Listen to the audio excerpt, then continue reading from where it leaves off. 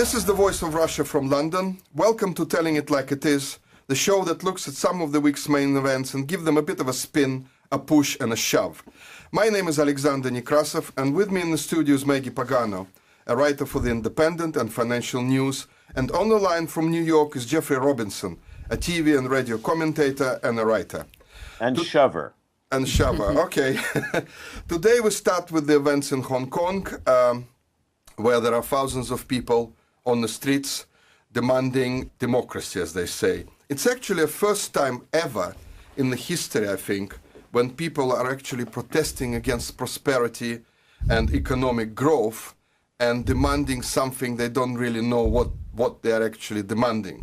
So, Maggie. Well, isn't that actually quite a positive move? Because it shows that, you know, that just having a good life it means that you do want the other civil liberties too. But having said that, apparently there is a lot of poverty there.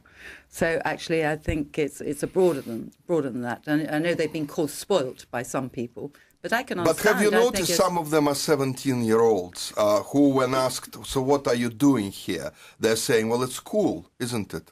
It's cool to be there. That's so like let's face it, it's not exactly a sort of a movement of people who want democracy and freedom and a voice to be heard. Oh, yes, it is. Yes, it is.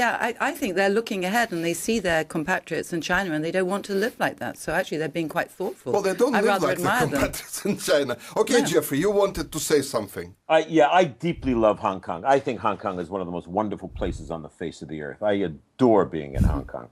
And you feel their pain when you understand that the Communist Chinese government imposes a leader on them. And they are not China. They are something completely different while still being China. And they live much, much, much better than the average person on the mainland. The way they're protesting, and they are serious about this, they want real change, and they've wanted it for quite a while. And I've spoken to a number of people in Hong Kong recently about it. The way they're protesting is in a way similar to the various Wall Street protests we had in New York last year and the year before.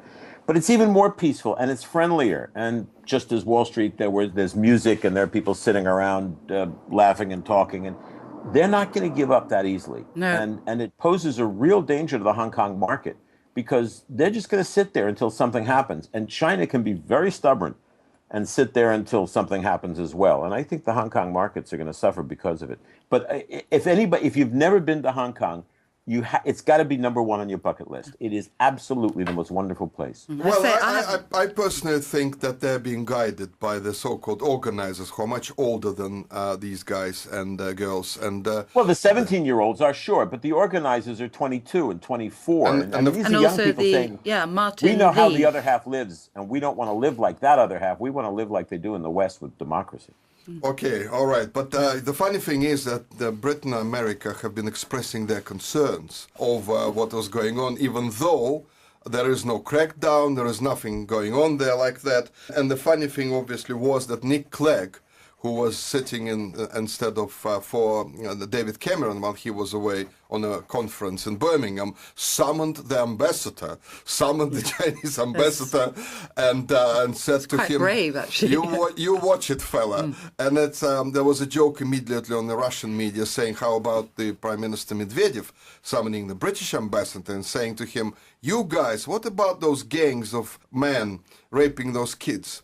Yeah. And I mean, it's not a nice joke, but it sort of says that maybe Britain should not be interfering at this moment. Well, Britain should be interfering, and so should the United States to make sure this does not turn into Tiananmen Square. And actually, you could say it's not interfering because, I mean, it was a co-partnership, wasn't it? Britain was part of this deal. And I heard the leader of the Democratic Party last night, Martin Lee, I think his name is saying, we want Britain to interfere. You know, you're partly responsible for this. The problem is that the Chinese are keeping to the schedule. Yeah. They're not actually breaking any rules. That's how it was how it was planned. And that is why this, in my opinion, I think it's a provocation. I think this is a typical classical provocation. You understand that Chris Patton, who was the last governor of Hong Kong, is despised in Hong Kong. Of course we understand. He's despised in Britain as well. So that's for his role at the BBC. So what's new? Okay, so let's move to another mess, which is in Iraq now. In Iraq, we have all these bombings, and guess what's happening? We have, 6-7 days of bombing, and ISIS are not just being pushed out, They're actually closing in on Baghdad. They have been recruiting even more people. They have successes in Syria and on the border with Turkey. And basically, it is telling us that Obama was not correct in his assumption that these bombings will help. So, Jeffrey, so how is the American public treating this? We're getting a different side of that story. Apparently that they've been stopped before they got to the Turkish border, and they're starting to lose serious numbers through the bombing. The question is, what happens next? And I keep saying this. Where is the exit strategy? And that's the danger of this whole thing. The fact that, sure, you can put the drones up, and you can put the planes up, and you can have the Saudi prince flying one of those planes, and you can have a woman flying those planes, and you can bomb the hell out of it looks sexy. Come on, a woman, an attractive woman flying a jet fighter. What happens next? How the hell do we get out of there? Now, boots on the ground, yeah, but they've got to be Arab boots. They can't possibly be British and American boots. That's a recipe for absolute and total disaster. Maggie, do you think at some point they will be forced, and I'm talking about the West, to send in boots on the ground? Because the Arabs, Arab boots on the ground, they won't cope without the help. I don't think that Western parliaments or British Parliament will let boots on the ground. I agree. I really don't. And I think we'll start having protests here. I think he just about got away with it last week. I think it has to be Arab boots. We might be there helping in the background, but it has to be Arab boots. Otherwise, the recruitment campaign for ISIS will just keep on growing up. And that's what we're doing. We're helping them recruit right now. But don't you think that if, God forbid, there is a terrorist attack on a target in London or in New York, Washington, whatever, don't you think that parliaments would change them? Jeffrey, do you think your Congress will change its mind if there is, as I said, God forbid, an attack on American soil? The nature of this Congress, having been kidnapped by the right wing of the Republican Party, would simply blame it on Obama. Boots on the ground are not going to happen. They really are not going to happen because Maggie's right. No one's going to stand for it. They've got to be Arab boots. Now, from a strategic standpoint, you send in Arab troops with close air support from Britain and America. That's serious stuff. That close air support gives them a huge advantage because they control the skies, because ISIS doesn't have planes. But sending in American troops, no, I just don't see it. Guys, but there's one thing which is very weird, that the Obama administration has passed $500 million to the moderates, in inverted commas, among the Syrian opposition. And we might assume that at least half of that money will come to ISIS. And that's why I think there is a problem with the Western policy. There's a problem with Western policy is that you really have to decide what you are doing with Assad. You can't just continue this mess and think we're going to push Assad out, we're going to fund his opposition, and yet we'll continue to fight ISIS. No, you can't. And I think, there have to be talks with Assad. Exactly. They have to go, they have to perhaps not apologize, but have to say, look, this conflict has changed, and let's work on this together. And that's where you bring in the Russians and the Iranians. Well, the Russians are already in, Maggie. They're already in. They have arranged this. The Syrians are sitting quietly. And believe me, the Russians, they actually prevented a much bigger mess by talking to the Syrians. Maggie's right. The Russians and the Iranians. Well, exactly. They need to be getting into this and not being pushed out of it, and Assad as well. But let's move now to David Cameron, of all people, in the Conservative Party conference, which ended this week in Birmingham. Now, this was a funny one, wasn't it, Maggie? It's a funny one. And what's interesting about Cameron... A bit reckless, wasn't it? Very reckless and very Paisley pyjamas. All right. Well, so you want to start to with the pajamas, which Brooks Newmark wore, the minister who had to resign. I have to say, I didn't like the way that he was set up in a sting. If this man had been, maybe we should explain, he was the minister who had to resign over... For civil society, by the way. And who took part in the show several times. I gather. He was probably quite a lively character. But if he'd been a sexual predator and there were sort of claims against this man, allegations, then maybe it was justified. But to set him up with a false woman... Well, that was a male hack freelancer from the Daily Mirror who pretended... No, from the Guido site. And he sold it. Oh, to the Daily Mirror, yes. And the Mail on Sunday turned it down, and so did the Daily Mirror, I believe. And he pretended to be a Swedish model. He pretended to be several models. Image, yes. And I think those women should sue the newspapers. I think that's a real infringement. That's what they're thinking about it, yes. Outrageous, that's Jeffrey, you didn't hear about that scandal over there. Yeah, we've had one of our own a couple of years ago. We had a congressman from New York, in fact, named Anthony Weiner, who in his spare time, and he was a good legislator, But in his spare time, he would take sexting pictures of himself and send them to women. And he got exposed. So that's weird. exposed doubly, I guess, and was forced to resign. His marriage was in serious jeopardy. In fact, his wife is a very close associate, a professional associate of Hillary Clinton. His marriage was in serious jeopardy. He said, I'm not doing it again. And then he got caught doing it again. He then ran for mayor of New York and lost handily. Well, handily is probably not the right word either. And the last anyone's heard of him, he's opening a restaurant in Brooklyn. Anthony Weiner is opening a restaurant in Brooklyn. Yeah, but it might be a successful apparently, venture. Alexander, hot dogs are not on the menu. Yeah, I was going to say Wiener sausages. So we have also Mark Reckless, who defected to UKIP over the weekend. What a great name. Before the conference opened in Birmingham. So David Cameron really had a tough time. And he produced a very strange speech, didn't he, Maggie? Can I just say, on Reckless, I and other UKIP defectors, I think the Tory party is taking the wrong approach. They should say, we're a party of debate. We love it when people disagree. That's what we are. And actually, if these people want to go up to UKIP, we're up for a good old debate and fight. Rather than this, dreadful man, he said lies. Yeah, but it's the second one. You see, the problem is, Maggie, it's the second MP who defects. No, that's the problem. If it was only one, then they could have laughed it off. Now it's a problem, especially as Nigel Farage, is saying there's another one in the making. So they are nervous. Although, as I've always been saying, that Cameron will win the election. Yeah, There'll be another coalition. They can quiet down a bit. But will those defectors get re-elected? I think Carswell in Clacton will in the by-election. It's on the 9th of November. Yeah, but he might lose it at the election. I do wonder, maybe they should stand aside completely and go for election. I'm not sure it's right that they can, go back. Yeah, but they're doing a by-election. They're announcing a by-election. That's quite, so it's, decent of them. But let's talk about Cameron's speech. I think the interesting thing about Cameron is he's very good when his back is to the wall. He knew this was, this is his election to lose. Maggie, he was offering money he doesn't have. Did you notice that? I know, and I just wish he would offer us this money in 2015, not 2020. He's delaying it far too long.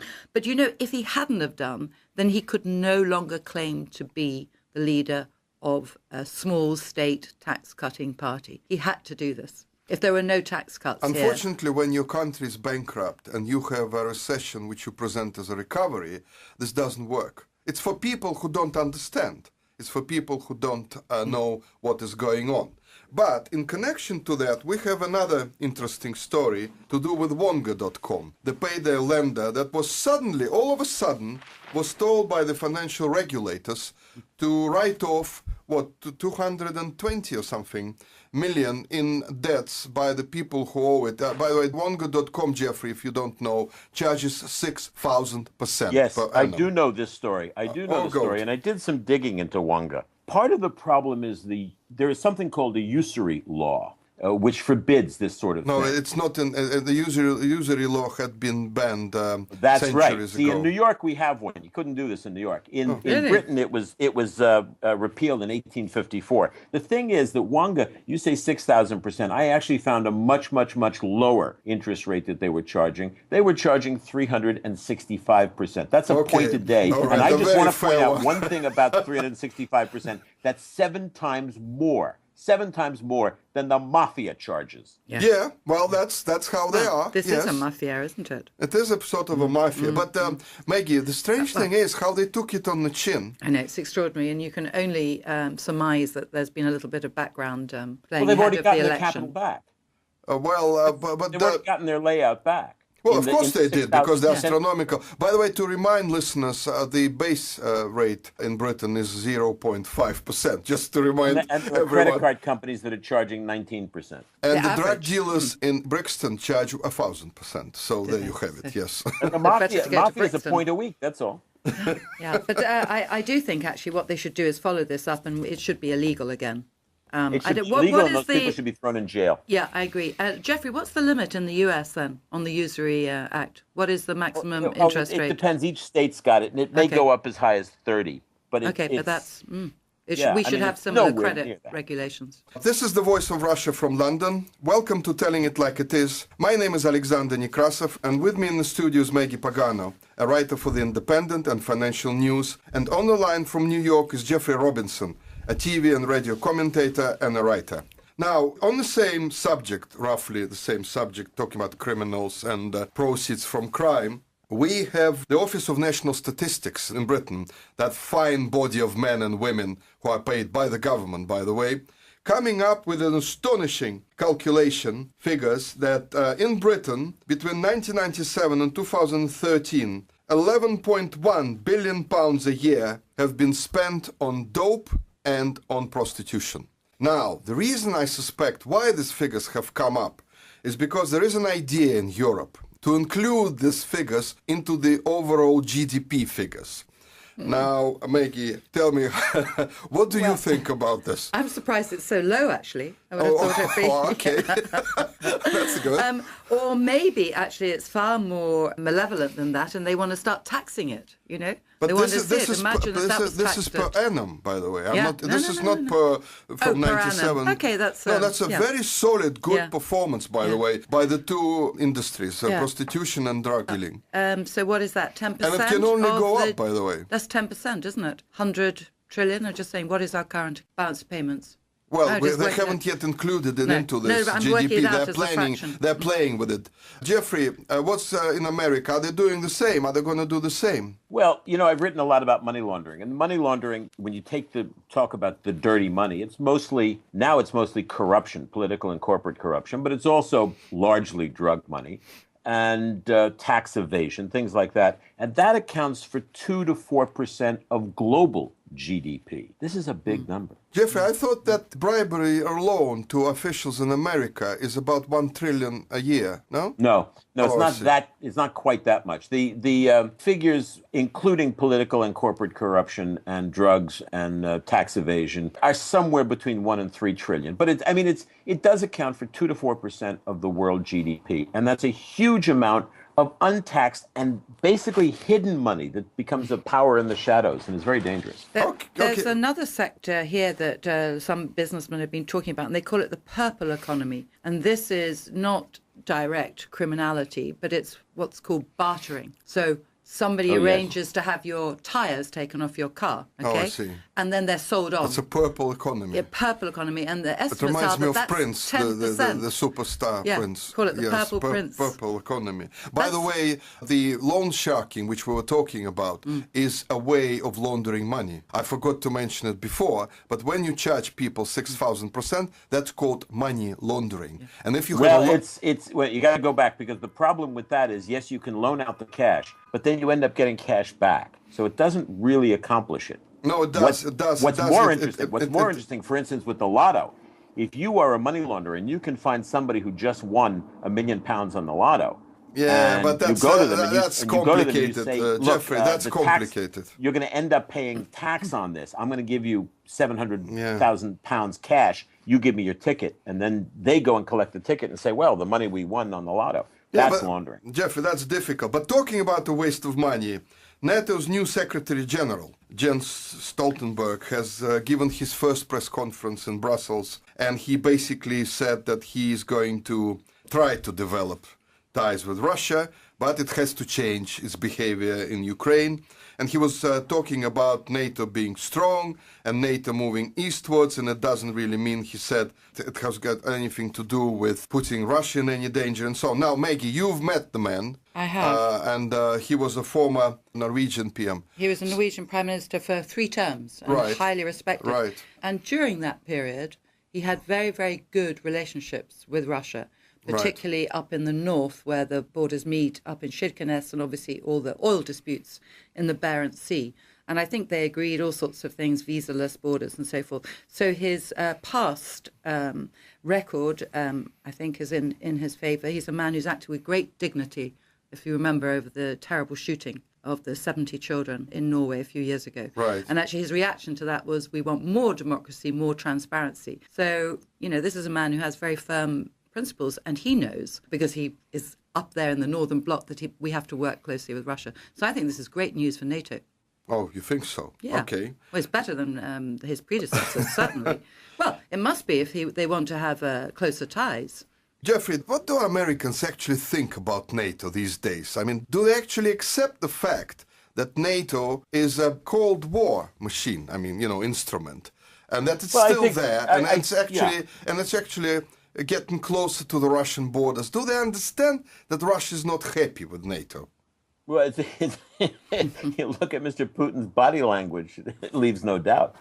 America looks at NATO, yes, as a Cold War instrument. And the appointment of a Norwegian is so good because one of the things that Norway exports very well is diplomacy. Everybody Norway's like Canada. Everybody loves Canadians because why not? And everybody loves Norwegians because why not? They're very They're good at great what people. they do, and they do it in very charming ways. The only thing about Norway is in February it gets a little chilly. Yes, well, let's hope that Mr. Stoltenberg realizes, of course, that he is upsetting the Russians, and it's never a good idea.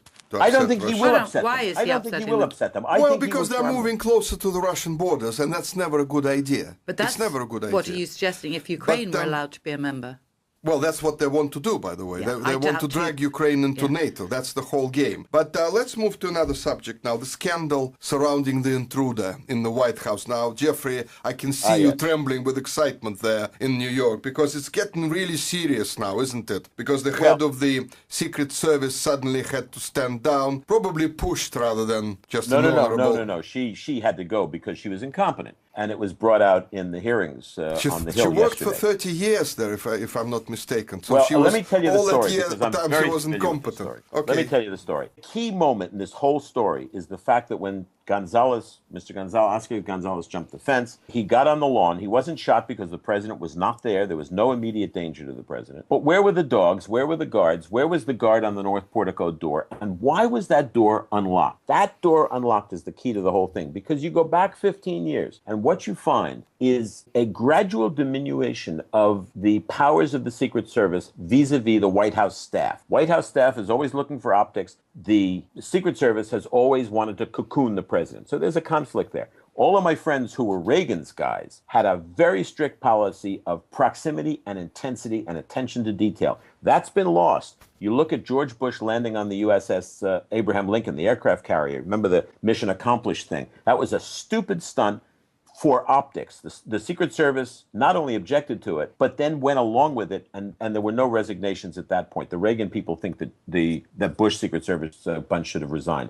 You look at things like the shoe incident in Iraq when they threw a shoe at Bush. There were no Secret Service agents anywhere near him. You look at Obama today doing rope lines. There are no Secret Service agents. Jeffrey, let me tell you a secret. Since Bill Clinton, there's always a door open in the White House for certain ladies of the night. To come in. And it's actually since Kennedy, I think, that was going on. No, they were not ladies of the night. There were other people. But well, actresses. Okay, we'll call them actresses. That's not the same thing as that North Portico door being unlocked. The fact is, the Secret Service has lessened proximity and lessened intensity and stopped paying attention to details. Not only has that woman gone, Julia gone, but the rest of the senior management should go. They're bringing in a guy who hopefully will go back to what they're going to shoot Reagan all the trespassers now. But Maggie, in Britain, it's all a laid-back approach, isn't it, to security of the top people? Yeah, I think it's invisible rather than not there, don't you think? There's only a few of them around, and they look like laid back. And well, some of the ministers walk from their departments to Westminster.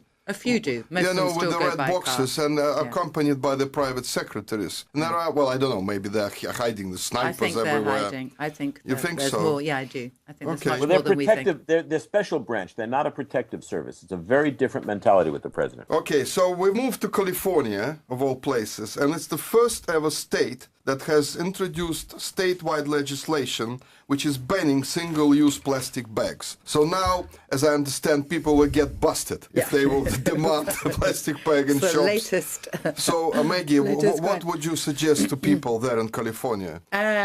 Well, I think if you don't want plastic bags, it's the only way of doing it. Trying to make you buy these heavier ones as we have here in Waitrose or W.H. Smith charge you a penny. It doesn't work. So it's got to be zero pence. tolerance. 5 Zero pence. tolerance. And it means you start bringing back baskets or shop more online. I see.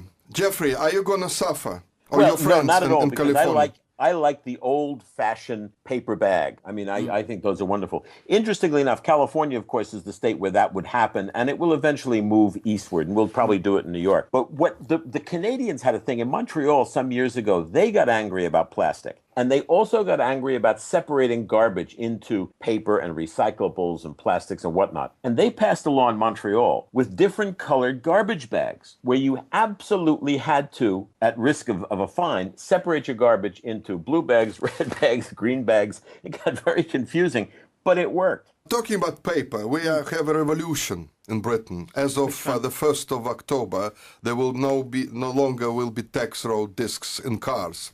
Now, the confusion was such when it was announced that there were 300,000 calls from people asking, what do we do now? How do we get a tax disc now? And Maggie, do you sense that there's been a rip-off there somewhere? I think there's definitely a rip-off, isn't there? Because cars that have been sold with the old car discs, they've got car discs, they've now got to register. So there are a lot of people have been paying double. So, of course, there's always an excuse to make money. I rather like those old paper little discs, actually. I thought they were quite sweet. But the beauty, of course, is you understand that you buy a second-hand car, and the disc still lasts, for example, 6 or 8 months. That's what I'm you saying. Now still have to register you still and have pay to register. Because that just sort of goes out of the... Yeah. But don't you think this was the main idea behind it? Because they claim it's all about administration. They're saving on administration. How much money would you make by that? I don't think they're probably that smart, actually. No, I think it's probably just fairly Jeffrey, in incompetent. America, do you have tax discs in cars? Yes. Right. Yes, but they're generally put onto the license plate. So it's a little tag on the license plate. But I mean, when I lived in Britain, I don't understand why they're changing it. Because after all, they need that one person in the City Hall subsidiary office to stay employed so that one person can handle the 52,000 people standing online on any given Tuesday to get their tax disc. Well, they say they will save actually £7 million a year on administration costs, allegedly. I still think it's all about ripping off the people because it makes they will make so much money on these re-registrations. And of course, what about wasting those 4 hours at the tax office? What are we supposed to do instead?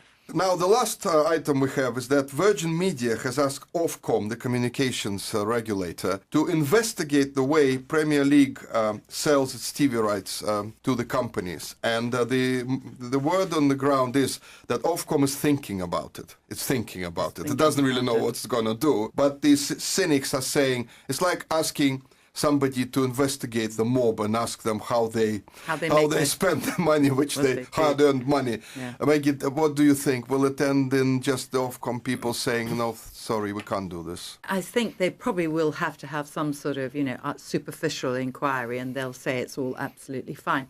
But actually, I think it probably does deserve investigation, doesn't it? Because it's clearly whoever has the biggest amount of money gets the Premier. Well, the Premiership League, unfortunately, has become a spinning operation. Unfortunately, as well, the fans pay for it because the tickets are going up every year. No, it's I know this outrageous. because my son is a football supporter, so he paid 1,200 for the previous year. It's 1,450. That's for membership. Season It's ticket. outrageous. Yes.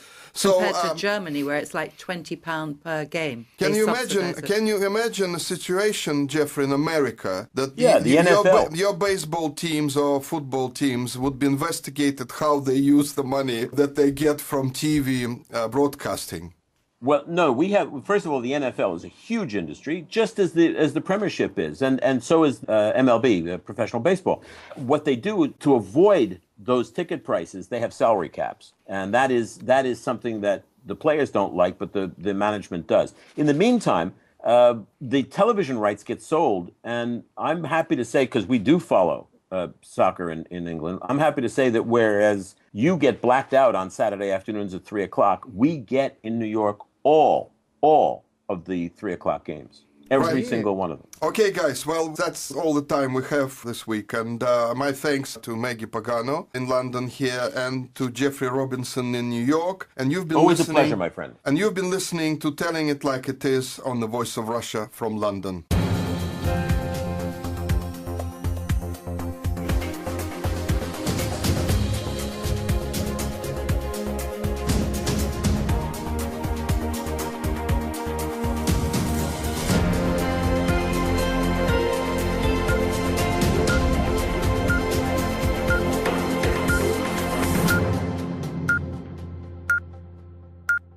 The Hong Kong markets are going to suffer because of it. But if you've never been to Hong Kong, it's got to be number one on your bucket list. It is absolutely the most wonderful place. Well, I personally think that they're being guided by the so-called organizers who are much older than these guys and girls. And well, the 17-year-olds are sure, but the organizers are 22 and 24. And these are young people saying, Martin we know how Lee. the other half lives, and we don't want to live like that other half. We want to live like they do in the West with democracy.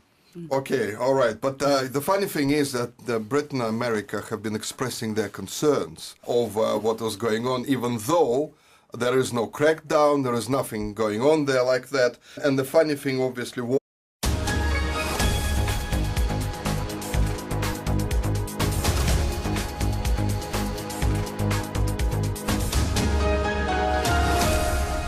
This is the Voice of Russia from London. Welcome to Telling It Like It Is, the show that looks at some of the week's main events and give them a bit of a spin, a push and a shove. My name is Alexander Nekrassov, and with me in the studio is Maggie Pagano, a writer for The Independent and Financial News, and on the line from New York is Jeffrey Robinson, a TV and radio commentator and a writer. And shover. And shover, okay.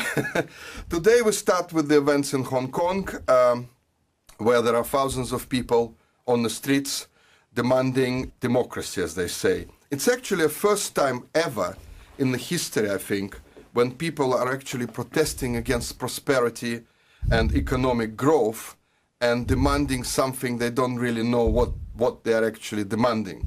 So, Maggie. Well, isn't that actually quite a positive move? Because it shows that, that just having a good life it means that you do want the other civil liberties too. Having said that, apparently there is a lot of poverty there. So actually, I think it's broader than that. And I know they've been called spoilt by some people, but I can understand. But have you noticed some of them are 17-year-olds who, when asked something completely different while still being China, and they live much, much, much better than the average person on the mainland. The way they're protesting, and they are serious about this, they want real change, and they've wanted it for quite a while. And I've spoken to a number of people in Hong Kong recently about it. The way they're protesting is in a way similar to the various Wall Street protests we had in New York, last year and the year before. But it's even more peaceful, and it's friendlier. And just as Wall Street, there's music, and there are people sitting around laughing and talking, and they're not going to give up that easily. No. And it poses a real danger to the Hong Kong market, because they're just going to sit there until something happens. And China can be very stubborn and sit there until something happens as well. And I think So what are you doing here? They're saying, well, it's cool, isn't it? It's cool to be there.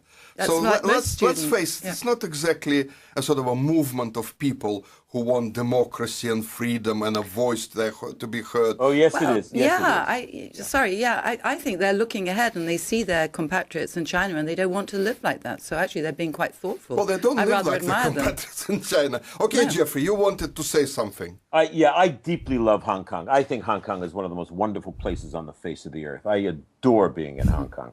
And you feel their pain when you understand that the Communist Chinese government imposes a leader on them. And they are not China. They are